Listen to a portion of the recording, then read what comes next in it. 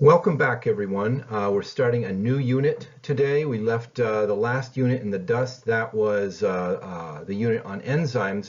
So we've been following this idea of labeling these different units with types of structure, just sort of an umbrella of types of structure that can be put under the auspices of, say, carbohydrates or lipids or proteins and so on. And we're really taking a hard turn right now into something very new. And that would be with respect to the current unit we're going to be getting into, Unit 11, genetics, molecular genetics. When we think of genetics, we are primarily looking at two types of biochemical structures. We can give the actual name, for instance, deoxyribonucleic acid. Frequently in organic chemistry, or especially in biochemistry, we have these very long names, and we tend to like to move to the acronym to abbreviate that. So deoxyribonucleic acid is something we've probably all heard of before. That would be DNA. And its other related structural cousin, ribonucleic acid, taking that type of acronym, we're looking at RNA. So we have these two different types of structures, and this is all to do with molecular genetics. So essentially, really, if we wanted to talk about genetics, really what it really is a recipe. So the entire recipe of who we are is information, and that is stored in our DNA. So deoxyribonucleic acid, DNA, is an information storage module. Everything that makes us different from the next person, different from other forms of life, etc., is the result of information that is stored within our DNA. And a copy of our entire DNA recipe, if you will, is stored in every cell in our body that has a nucleus. And most cells have nuclei. And the primary repository of a nucleus is where we keep this information stored into DNA. Now, a lot of noise has been made about sort of the magical qualities of genetic material, particularly DNA. And as a recipe, we have to think about what we have recipes for. What is the recipe for? Really, its only role is to code for proteins. So our DNA is a recipe book of different proteins, which our body requires. Everybody has a different protein profile, and it is this difference in protein profiles which allows for the difference between you and I, or you and your fellow student, or you and your pet cat, or anything like that. Really, it's just a recipe of proteins, a profile of different proteins. So when we think of a biochemical structure, we've looked at a common theme throughout in many ways. Much of nature is based upon the concept of the polymer. The polymer. This is why we have such large biochemical molecules sometimes, is because there really are repeating units. Back in carbohydrates, we looked at something, for instance, something like dietary starch amylose was really a polymer of glucose. When we talked about proteins were nothing but polymers of different amino acids. And the same can be said with our genetics, with our DNA and our RNA are also polymers, whose monomer now we are going to take a look at momentarily. So the monomer in this genetic material, which is a polymer in itself, is known as the nucleotide, our nucleotide. So DNA and RNA are essentially long polymers. And whenever we have a polymer, we have to be able to identify that monomer that we talked about a little bit before. These monomers are known as nucleotides. Nucleotides. And what we've done in the past in carbohydrates and proteins and so on, when we have polymers, is to get a very crisp understanding of the nature of that monomer. And so we're going to do that right now. We're going to look at the general structure of the nucleotide.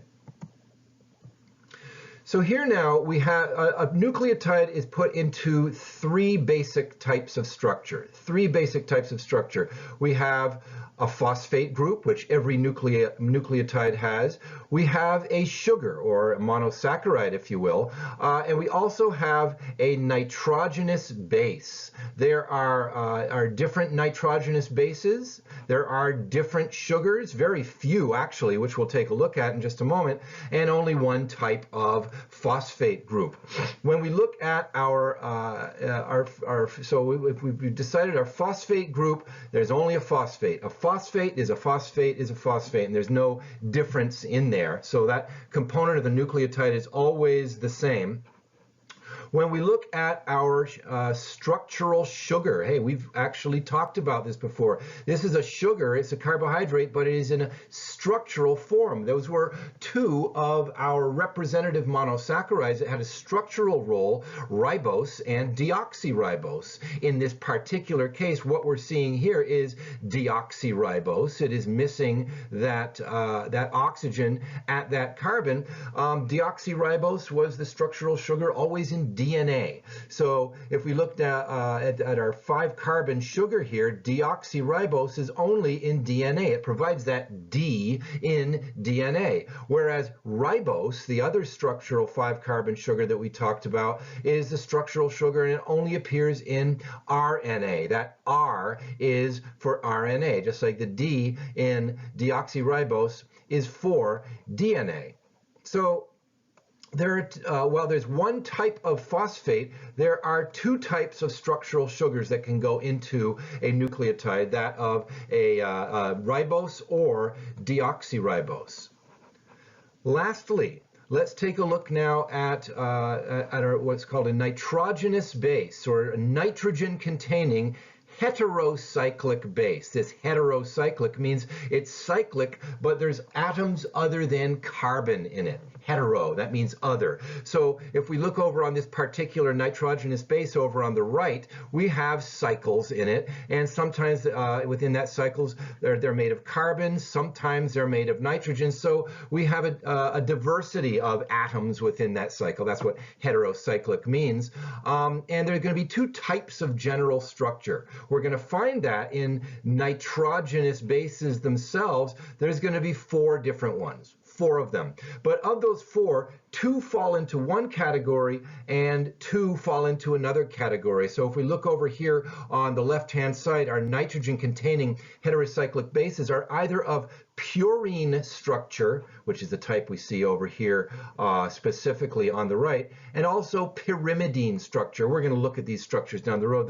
That is a single ring type of structure. And we're going to sort of try to tease this apart, looking at all of our possible sugars, which we know there are 2, all of the possible nitrogenous bases, of which I just said there are 4, and we're going to put them together into how we're going to put these 3 components together.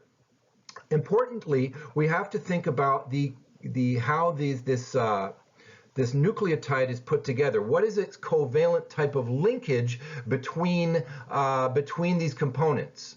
Well, in the case of the connection point between a phosphate group and the sugar, we have what is known as a phosphoester linkage. Phosphoester linkage. We talked about that back in Unit 5, those carboxylic acid derivatives. Well, this is a phosphoester, and if we follow that phosphoester, if we look at the phosphate group, we get that P double bond O, oxygen to carbon, is essentially a phosphoester type of structure. The way that the structural sugar is connected to the nitrogenous base, I'm sort of occluding that right here, is called an N-glycosidic bond. N-glycosidic bond. And we know what a glycosidic bond is. It's a bond that typically emanates or connects to carbohydrates, or monosaccharides rather. But in this case, if we look very carefully, it's a beta N-glycosidic bond. That beta means, so if we look at this, our sugar right here, this deoxyribose, look at the direction of where that normally that hydroxyl would be. It is pointing hoisting upwards. Upwards means the beta anomeric form. It just doesn't happen to end in an oxygen. In this case, it is a beta N glycosidic bond. So we get the beta going upwards, and it directly covalently bonds to a nitrogen, a beta N glycosidic bond. It's always hoisted upwards so that so that it gives the nucleotide its diagnostic type of look. And we're going to find that this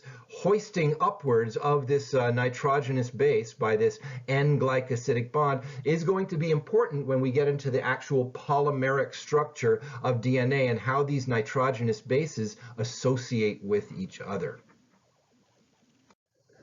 So this is sort of a busy slide that we see right here. However, it encapsulates everything into a table, into tabular form that I have that I said on the previous slide. There are three components to the nucleotide. If we look over on the left-hand side, we have a phosphate group, and inside this box labeled phosphate group, there is only one phosphate. There's only, as we said, there is a phosphate is a phosphate is a phosphate. Moving over we're getting into our sugar, our structural sugar, and we saw that there are two of those. There is deoxyribose, given here because we have no oxygen at that particular carbon, and we also have ribose, where there is an oxygen at that particular carbon. Now notice on the structure of deoxyribose up top, they label it 2' deoxyribose. That little apostrophe mark is going to be important for our purposes. The only monosaccharide we're ever going to be looking at that is deoxy, we've already looked at, and that happens to be at that particular number. So we typically just say deoxyribose. We don't worry about that 2' deoxyribose, or that little 2 with the apostrophe. We will be talking about that in a moment, in that actual the numbering on those sugars is going to be of primary importance when we talk about the polymeric structure of DNA and its what's called directionality. But for now, let's move over and talk about our bases, our nitrogenous bases in the box over on the right-hand side. As I said, in DNA, there are 4 of them, and we're looking at these right here. These 4 are in the structure of DNA, and only these 4. Notice there are 2 of them that are of a particular type of fused ring structure, this 6-5 fused ring structure. So these are known specifically as purines. Purine. Anytime you see a fused 5-6 ring structure, at least in this course, it is going to be labeled as a purine. And notice within these purine structures, these are heterocyclic because we have many nitrogens within those cycles in addition to carbon. So that's where that term hetero comes from. So that we have a specific structure given for these purines, if you will. The second type of structure these heterocyclic structures are pyrimidines. The pyrimidine, 2 of them are pyrimidines, 2 of them are purines, and the 2 pyrimidines we see right here. They have a single cycle to them as opposed to the fused bicyclic system we saw for the purines. But again, they are heterocyclic. They have nitrogens as well as carbons within their cyclic framework. So again, they are indeed considered heterocyclic. So of those 4 that we looked at, these are the only 4 that can occur in DNA. Now over here on the far right, we have another pyrimidine type structure because it is a heterocyclic single cycle, if you will, and that is another one, but this one we're going to find is only in RNA, and not in DNA. And we're going to put these together into a nomenclature piece right now. Just as we looked at our structural sugars were called ribose and deoxyribose, we have names for these bases as well. Over when we talk about the purines, these double-ringed species, we have adenine, or as it's abbreviated as capital A, and guanine. These are our two structural bases. This one is abbreviated as capital G. They kind of look the same. However, there are some structural differences on there that separate the distinction between adenine and guanine, notably on the areas I just highlighted there. There is some structural difference, even though at first take it's like, well, they both kind of look like purines, they both kind of look alike. That is actually not the case. So adenine and guanine are our two purines. Now, when we think of our pyrimidines in DNA, we have thymine, or given as T. T is our one-letter abbreviation for that nitrogenous base, and cytosine, given abbreviated as C. Now, those are our four nitrogenous bases in DNA, but look over here at thymine, if you will, and we'll take a little closer look. Thymine is the nitrogenous base in DNA. Now, all the other ones, cytosine, guanine, and adenine, occur in DNA and RNA. However, this thymine in DNA, when we move over to a corresponding RNA structure, which is very, very structurally similar polymerically to DNA, we don't have thymine anymore. Anywhere there would be a thymine in DNA is actually, we swap out for a uracil in RNA. Uracil, or its one-letter abbreviation as U. However, all of our other three structural bases over here occur in both RNA and DNA. So let's look at the general structure of DNA. I know there are two types of genetic material, DNA and RNA, and they're very, very, very related, but we're just going to specifically focus on the structure of DNA for now. It is in a polymeric form. On this structure, we do indeed see separate nucleotides throughout this. These are separate nucleotides which are covalently bound together into a polymer. So what is the nature of that polymer? This polymer comes in two stages, or two types of structure. First is the polymeric structure, which we'll look at now, and then we talk about the information structure. Remember, DNA is a repository of information, and that information is typically held within the bases, and we'll talk about that in a moment. So it is the nitrogenous bases, that component of nucleotides, which gives DNA its informational profile, but we're going to start looking at its polymeric profile.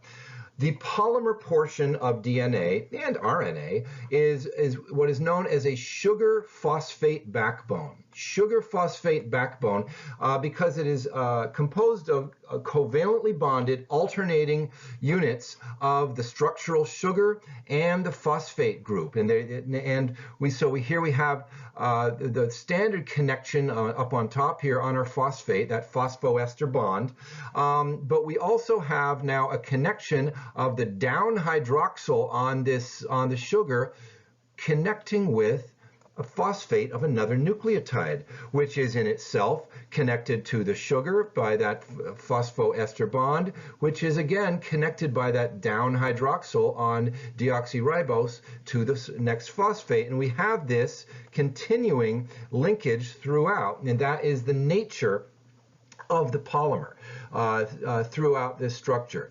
So importantly, now, if you'll remember in the previous slide, I didn't say this in the previous slide, but you can go back and look. When we were looking at the nitrogenous bases, let's see these bases right here. Some were purines, some were pyrimidines. And if you noticed, I had numbered them. I had numbered the carbons and the nitrogens within the ring. I will never show you that again, and it is not important whatsoever. I'll never number a nitrogenous base again. However, you know, if you're a purine jock or a pyrimidine lover in chemistry and that's your thing, you know these numbering systems, but we're not, and we don't care. The only reason I put numbering on the bases on the previous slide is to put it in context with the numberings on the sugars, if you will. If we take a close look now at the deoxyribose, we see that they are numbered. They're numbered in a prime type of structure: 1 prime, 2 prime, 3 prime, 4 prime, and 5 prime. And that prime, which I said is a little apostrophe, it's just called a prime, is to set that apart from the numbering on the bases, which is not prime numbering system. It's just regular numbering system, if you want to call it that. So this prime numbering system in the sugars is of paramount importance. Paramount importance. The numbering system on the bases is of 0 importance. We do not care about that. So we won't care about the numbering on the bases from now on. But let's look a little closer at the numbering on the sugars. It's a classic sort of sugar. On this 5-carbon sugar here, we have the 1 carbon at the anomeric carbon, and we count around 2, 3, 4, 5. If you look at the sugar on the top, which I've just highlighted with yellow, 1, 2, 3, 4, 5. Now, that is always going to be the case, and we see this sugar here up on top in a Haworth projection, 1, 2, 3, 4, 5, and the Haworth projection of a 5-membered ring with that oxygen at the pinnacle is what we've seen before, and we'll always show it to you, virtually always like that. Now, but look at this prime numbering system, set apart from the numbering system on the bases by the prime after each number, that little apostrophe. Look at the connection. Let's look closely at the sugar on the top here, the deoxyribose. We are connected from 5 carbon to 3 carbon by the phosphates. Let's look at the next sugar, the 5 carbon to the 3 carbon. Again, 5 carbon to 3 carbon, 5 carbon to 3 carbon. So there is a directionality associated with DNA, and if we look at this very closely on this blue shaded portion right here, if you look over to the left of it, up on top here we see a 5 prime. It's written very, very small. My apologies for that. And then we have an arrow going downward, and that arrow ends up with a right next to 3 prime. Notice we have a directionality in DNA now. Always that directionality is 5 prime to 3 prime. 5 prime to 3 prime. We're at these connection points between phosphates, 5 prime to 3 prime, and so on. So that it is crucial that this directionality is always, if you look over here on the far left-hand side, is always 5 prime to 3 prime in its directionality. And you may wonder, so, well, who cares? Why can't I just put DNA together and label it as 3 prime to 5 prime? Essentially, going back the other way. Why can't I have this directionality, 3 prime to 5 prime? Why does it have to be 5 prime to 3 prime with respect to the connectivity, the connection points on that deoxyribose sugar? To answer that, we have to go over to the right-hand portion and look at the bases. So here are our 4 bases right here. They don't have to be these. We could have all the same one. We can have various combinations of them. But this particular picture is one that shows 4 bases, and they just happen to be one of each of our 4 bases that we talked about last time: thymine, adenine, cytosine, and guanine, or if you like, in that using that 1-letter abbreviation, TACG.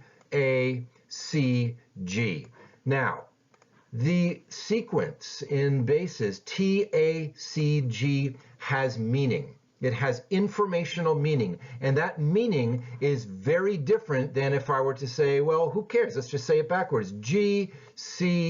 It's the same thing, isn't it? It absolutely is not. It means something completely different from an informational standpoint. So, it's like spelling cat. If you spelled cat backwards, you'd be like, well, what's a tack? I have no idea what you're talking about. Directionality has meaning in spelling, and what we're really doing, and that's a very apt analogy, we're spelling some words here. We're going to find that this directionality, 5' to 3', spells special words, and words that have meaning in ultimately the recipe of proteins. Going back the other way, well, we have it's different. It's different. So the specific sequence of bases is crucial. The sequence of bases, TACG, is very, very different in meaning from GCAT, the reverse.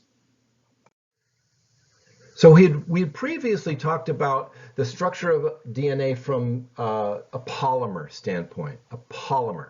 And a polymer of DNA is one large molecule, one large covalent molecule. And when we talk about the actual structure of DNA, we find that one long polymer of genetic material, in this case of DNA, is not enough. We actually need two of them. So we find that we've stepped back a little bit in this slide. We've stepped back to offer more of a view of what the DNA looks like. And remember, in DNA, in that polymer, we have our polymeric component of the sugar phosphate backbone, and we have our informational component, and that is our sequence of bases. And if we look at this, the actual finished structure of DNA is for two of these polymeric strands, that's what we'll call them, which they come together in what's called a right-handed double helix. We hear the term a lot, the DNA double helix. And this is indeed what we're looking at. If we look at the structure over on the far left, we've stepped out far enough so that the sugar phosphate backbone is given only by a ribbon or two ribbons in this structure, where phosphate is given as P, sugar is given as S, and we have this PS all the way around on both sides. So that abbreviates our sugar phosphate backbone within the structure. Now, the way this is put together resembles what could be thought of as a spiral staircase. The sugar phosphate backbone spirals around the outside of that DNA double helix. So if you've ever descended, if you will, a spiral staircase, the sugar phosphate backbone, both of them, could be thought of the dueling banisters on that spiral staircase as you descend it. Looking more closely now at this structure over here on the left, we've already discussed our sugar phosphate backbone, again put into a high degree of abbreviated relief here, just as these ribbons right here, because that's not what is really important. If you'll notice here, we have our bases, and our representations of bases are pointed inward towards the center of that double helix in all cases, and in each case they directly point towards another base on the opposing strand. So in each case we have our bases pointed inward into the double helix. That is, and we have two bases that are essentially in each other's grill towards the center of that helix. Again, to bring in that analogy of the spiral staircase, we might say that, well, these two bases that are pointing at each other at various points throughout this double helix towards the center could approximate the stair steps on that spiral staircase. So we could look at that. One important consideration here is the way in which these bases are put together. Since they point towards they point inward towards the center of the double helix, they are afforded a high degree of protection. If they're inside the helix, those bases are protected somewhat, and that makes sense because it is the bases that provide the informational component of DNA. Certainly the most important component of DNA would be that informational component, as opposed to the polymeric sugar phosphate backbone component.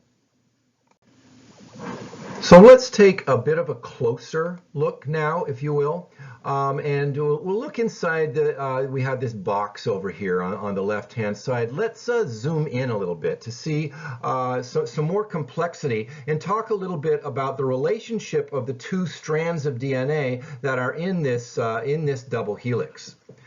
So similar to before, we have this the shaded blue section right here, and this shaded blue section represents the polymeric portion of DNA, the sugar phosphate backbone of our two opposing strands now.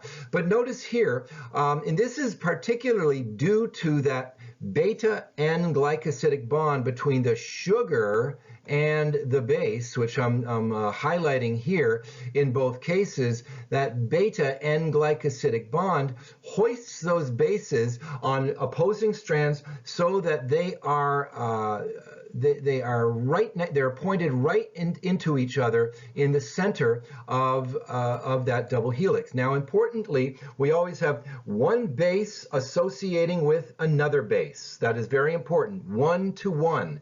And very importantly, now look at the way that these are, one is hoisted up this way, the other is facing directly toward it in the other direction. So, similarly, one is pointing this way directly, the base is directly toward it in the other direction. Similarly here, they are pointed directly at one another. And look at I'll clean this up a little bit. But look at the dotted lines now between the bases here. Those are important. Those dotted lines are hydrogen bonds. And again, if we look at the base pair in the middle, we have an NH hydrogen bonding with an oxygen, another NH hydrogen bonding with an oxygen, nitrogen NH with an oxygen, or oxygen, and so on and so forth. We get all of these hydrogen bonds between the bases. Each hydrogen bonding is the strongest intermolecular force. And if we look over at the structure again on the far left, we have these very strong associations throughout this double helix, throughout it. All the way down the double helix. Between each base pair, we have these very strong hydrogen bonds. A DNA double helix is one of the strongest associations known. It is very difficult to break apart a DNA double helix once formed. We will find that is actually necessary down the road when we talk about DNA replication, and there are specialized molecular structures which bulldoze their way through the double helix, breaking those hydrogen bonds when necessary. But it's really one of the stablest biochemically molecular structures that are known. One important thing, and let's look again at this close-up right here. Remember when we talked about the directionality of DNA was always 5' to 3'. And let's notice now that here in this representation on the left-hand side, we have a 5' to 3' direction. But look over on the other side. It is 5' to 3' in the other direction. So we have two opposing directions for our DNA. This is known as in DNA parlance, is that the two strands are anti-parallel with respect to their 5' to 3' direction. Anti-parallel. One is going one way, one is going the other way. And structurally speaking, this is very important. And let's take a quick look at that. Again, in this highlighted structure, we see our let me clean this up a little bit for us here. We see our bases, and we always talk about bases in pairs. You may have heard base pairs. There's always one base is always paired with another base, and we see that here. Now let's again the way this is rendered, we have one base is faced directly at another base in this DNA double helix. So we see this throughout. what that direct component, these bases pointing directly at one another means is we maximize our hydrogen bonding potential if they're pointed directly at one another. And the only way they can achieve this is if you have this anti-parallel directionality. If we had a parallel directionality where they're going the same way, we would have, towards the center of the double helix, we'd have one base pointing sort of in this direction and the other base tangentially. They're not pointed directly at one another. Now, there would always be some hydrogen bonding available between the two, but if we flip it around so that the strands are anti-parallel, well, then we allow that direct facing of the two bases towards one another, maximizing hydrogen bonding potential, further stabilizing that double helix. So let's take a look at how these bases pair with one another. We already know that the two strands of DNA run anti-parallel. So with respect to their 5' to 3' direction, meaning one is facing this way, one is facing the other way with respect to that 5' to 3' direction. And we said one of the reasons for that was that it allows for the bases to optimize hydrogen bonding association by pointing them directly at one another within the interior of the double helix. With respect to the bases, the actual identities of the bases pointing at one another, we find that there is a preference, and there's always a preference. There are 4 bases in their one-letter abbreviations. We have A, T, G, and C. And we know if we know the sequence of one DNA strand, we automatically know the sequence of the other DNA strand because always adenine, A, will pair with thymine in DNA, always, A, T. And we see this throughout this representation here. And cytosine will always base pair with guanine, no matter what. And we see that through this type of base pairings here. Thus, we knew already, if I know the identity of bases on one strand, say this one on the bottom, and we had given them as a basis here, I can automatically draw you the sequence of bases on the top, knowing that very simple association, A with T and G with C, always. So let's look at that, what's called complementary base pairing. So these two strands are complementary, and it means the sequence of bases on one automatically determines the sequence of bases on the other because of that A with T and G with C. Let's look at that a little bit more closely. So in these renditions of just the bases, the actual structural sugars are just written as sugar right here. So we're just looking at the association of the bases together. So what we see here is that adenine always base pairs with thymine. Always. And guanine, down the bottom, always base pairs with cytosine. Always. Now, if we want to take this into a little more general term, it's always a purine type structure base pairing with a pyrimidine type structure. The purine is that fused 6,5 heterocyclic system. The pyrimidine is the single cycle, the heterocycle, but it's always a purine with a pyrimidine as well. And you know, even beyond having to remember that, if you just remember that A always associates with T. You don't have to remember one purine with one pyrimidine or anything like that. And again, pointing directly at one another maximizes these hydrogen bonds we see here. Down on the bottom, guanine, always base pairing with cytosine, maximizes the hydrogen bonds that we see right here, as long as those bases are pointed directly at one another. So let's just take stock and think a little bit about the amount of information we're talking about here. We said that information is contained in DNA based upon the sequence of four different bases, and we could look at since there's four different bases, we could say that there is 4 letters in the DNA alphabet. Only 4 letters. So with those 4 letters and different combinations thereof, we have to describe and make a recipe for the almost unfathomable complexity of our bodies, of an animal system, or anything that that DNA has the recipe for. So we have to think about the sheer length of DNA that is required for basically recording and holding all of this information. If we put all of our DNA, the necessary DNA, within one nucleus of one of our cells together and stretch it out, it would be a molecule of approximately 6 feet in size.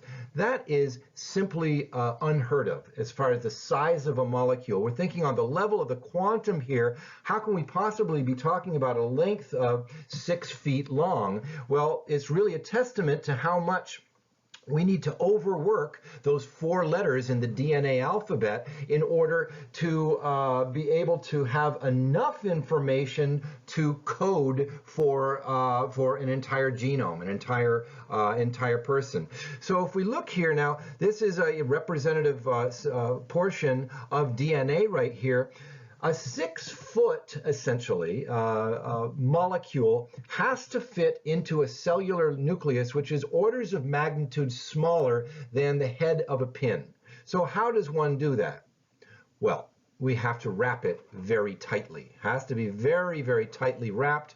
So there is a process to this wrapping of our DNA, and ultimately it has to be wrapped and rewrapped and refolded in a very, very complex fashion, such that it ultimately fits into the genetic material that is visible sometimes within dividing cells, that of the chromosome. Our chromosomes hold all of our genetic material. So this 6 foot long molecule of DNA has to be, as I say, has to be wrapped, and it first starts wrapping around certain proteins known as histones. So we get this representation right here shows our DNA being wrapped around these sort of globular proteins, sort of like, so we get the equivalent of beads on a string.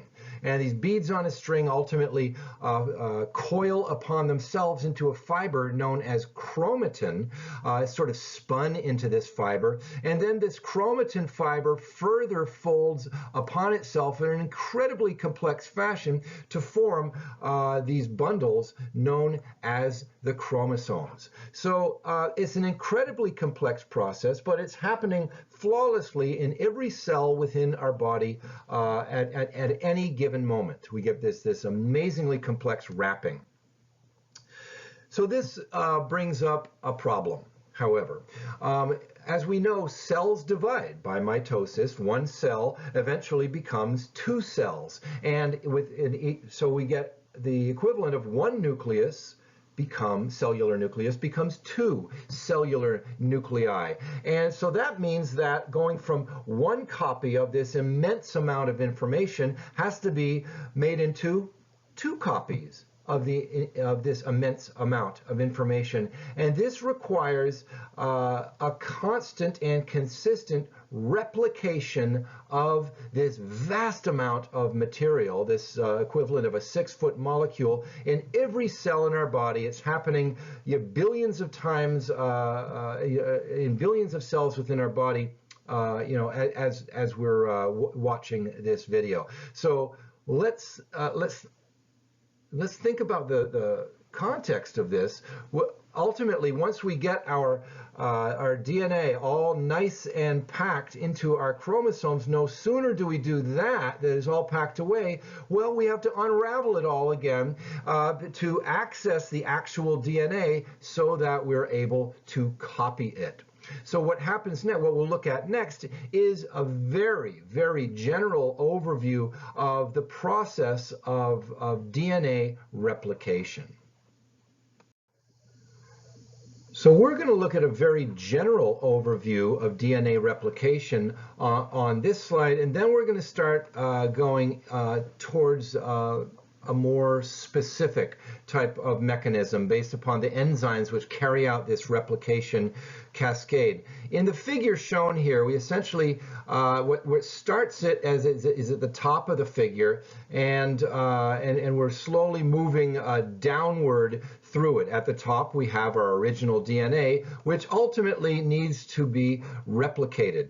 So let's look at this first bullet point right here. The term here is that DNA replication is considered semi-conservative. And what does that mean? Semi-conservative. It means that going from one type or one copy of DNA to 2 copies of DNA down here on the bottom means that we conserve some of the original DNA. Indeed, if we look at how this spins out, we get one strand of our original DNA going off to form one of the copies, and the other strand of our original DNA going off to form the other copy that we were looking at here. Now, in this representation, the purple ribbon represents the original strand of DNA, and the light blue ribbon represents the newly formed DNA. So ultimately, what has to happen first is the DNA has to be broken apart. And remember, I told you that once DNA is formed into its double helix, it's very difficult to break it apart. This is necessary, and we're going to show you some enzymes which act as molecular bulldozers to allow this. But if we rip apart the DNA double helix, we get this fork right here, which is known as the replication fork. And within the replication fork, or breaking the DNA double helix apart into the replication fork is necessary, because it is only by breaking apart that DNA double helix do we deprotect, if you will, those bases and allow them to be shown. So now they are vulnerable. They are available for reading, if you will. The bases in the base pairing version of this double helix are too well protected in order to be read and to be copied. We have to have this replication fork so that these bases that we see right here are now open and able to be read. And we'll talk about what that means to be read in just a moment. So notice here, now we have 2 separate original DNA strands, and around each of those, so those are conserved, those purple portions right there, and around them, one new strand of DNA is made in both cases. And this light blue right here is the new strand of DNA. And we can see them being built in a very general fashion here if we follow this new strand. And I should say that this original purple strand right here is known as the parent strand, and the light blue strand in both cases, which are being built from specific nucleotides, is known as the daughter strand. So we have a parent strand and a daughter strand. And the way this we're looking at this is that this newly formed daughter strand is being built one nucleotide at a time. And these little snips right here are to represent the nucleotides, these incoming nucleotides, which we see being built onto the newly formed daughter strand. Yes, they're little snips. That isn't what a nucleotide looks like. But if we look closely, we can see that, well, here's the over on the left-hand side, we have our couple of bases right here. G and G are on our original parent strand. Well, we bring in and we fasten into this newly formed daughter strand its base pair, C and C. These are specifically chosen out so that they will base pair in that specific order we saw before, A always with T and G always with C. That is formed. So in this, what is going to ultimately perhaps be a little bit of a problem here is we see that this strand, this daughter strand on the left, appears to be built in the direction of the replication fork. Here's the new material coming in. The other daughter strand appears to be being built in the opposite direction. Here's the incoming nucleotides being built on that side. That will actually cause some issues because, as we see here in this third bullet point here, replication occurs in opposite directions on each strand. Why? Because the strands are anti-parallel. One is going one direction with respect to its 5' to 3' direction. The other is going the other direction with respect to its 5' to 3' directionality. So thus it would make sense that the newly formed daughter strands are going to be built in an opposite fashion as well. And in the next series of slides, we're going to see that can actually be a problem. That can actually be a problem. It's a problem that is solved, but it is a problem nonetheless. So let's take a look at that. So let's take a closer look at this process of DNA replication from the standpoint of all of the contributing factors that go about it. What this really is an enzyme cascade of action in which we have a number of different enzymes working together to carry out its required function. It's mind-boggling that every enzyme has to carry out its role specifically and perfectly in order for this to ultimately work out.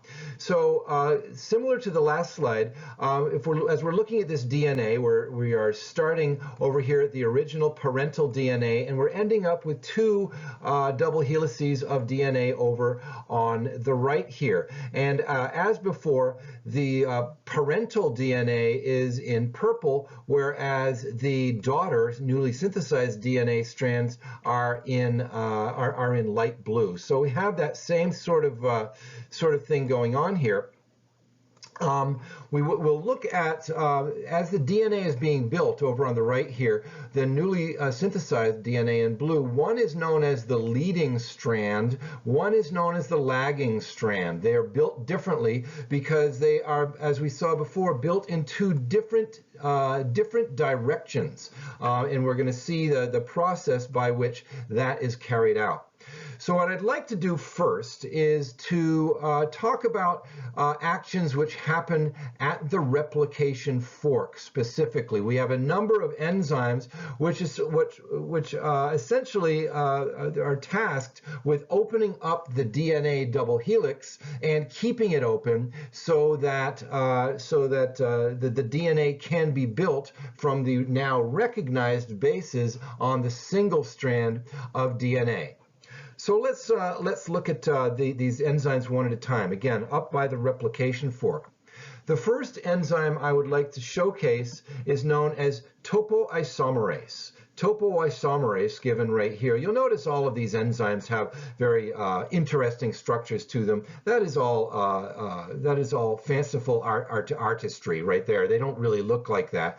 But in this case, our topoisomerase here, its function is to travel on ahead of the replication fork and leaving within the DNA strands what is known as supercoiling tendency. This supercoiling tendency is very sort of akin to if you're ever trying to unwrap a garden hose and it gets all knotted together. That would be because of supercoiling, and when you wrap it up, it has to be done just in a particular way so that it doesn't all bash up and get tangled within itself.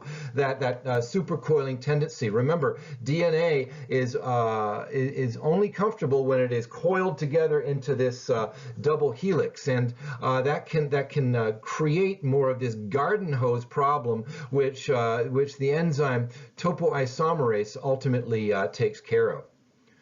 So once this the supercoiling tendency is alleviated, we have really a central important enzyme come into play, and that would be known as helicase. Here is helicase right here. Helicase is essentially a molecular bulldozer, and what it does is it literally spins and disrupts the strong hydrogen bonds between the two DNA strands and allows them to separate.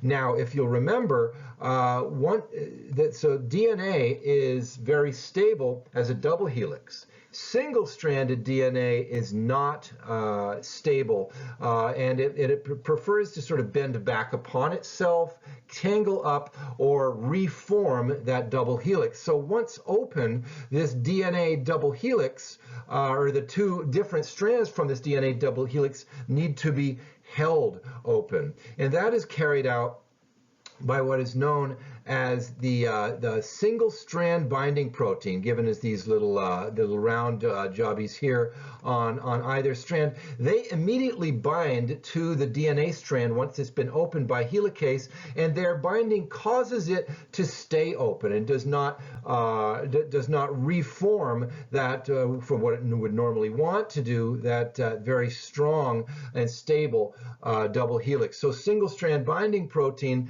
binding to each of the separate parent strands keeps it open in order for the actual replication to occur.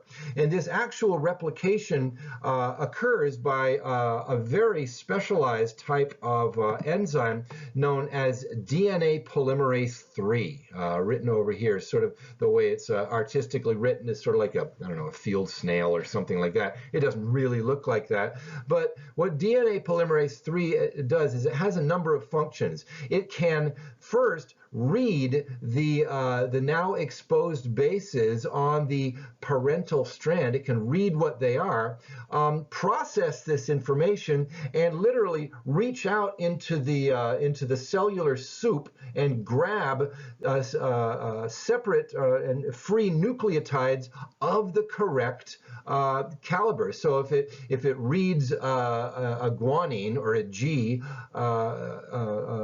nucleotide on the parent strand, it reaches out into the cellular soup and picks up a cytosine C nucleotide and covalently binds it to the growing daughter strand. DNA polymerase 3 is really an amazing, has amazing functionality, but it does have one drawback. Now notice the way DNA polymerase 3 is building in this case in the direction of the replication fork, and that suits it just fine. As the replication fork opens and continues down the strand of DNA, so does DNA polymerase 3, allowed to sort of skitch along and carry out its function right along in the same direction, right at that replication fork. Now, the problem with DNA polymerase 3 is it can only read and write in one direction, and that can cause some problems. So while the replication fork continues to build out towards the left-hand side of the screen, let's look on the lower the lower strand on the other side. Remember, these strands are anti-parallel in the way they're built. So if DNA polymerase 3 is reading and writing in one direction here, because the other strand is written or is expressed in the opposite direction, DNA polymerase 3 now has to build on the other strand in the opposite direction of the parental, of the replication fork, and that carries with it its own specific challenges and its own solutions.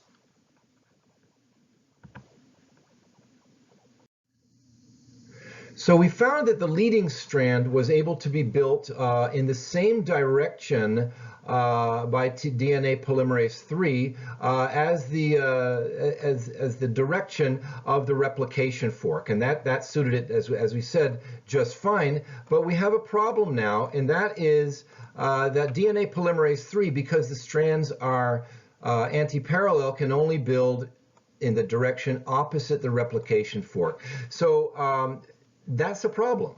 Now, DNA polymerase III can certainly read and build DNA, but when going in the opposite direction, it needs some help. And what we're going to find here is that on the lagging strand, the DNA is actually built by DNA polymerase III in sections, and then those sections are covalently bonded together.